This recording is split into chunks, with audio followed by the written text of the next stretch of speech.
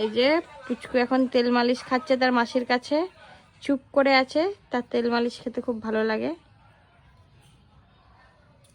কোনো কান্নাকাটি কিচ্ছু নেই তেল মালিশের সময়।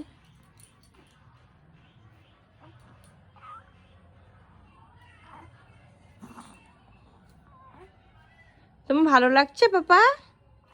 তেল মালিশ খেতে ভালো লাগছে?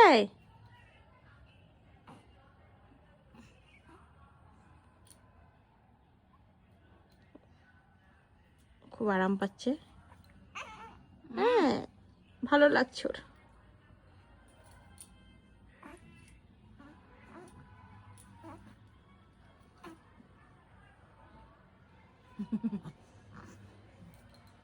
বাবা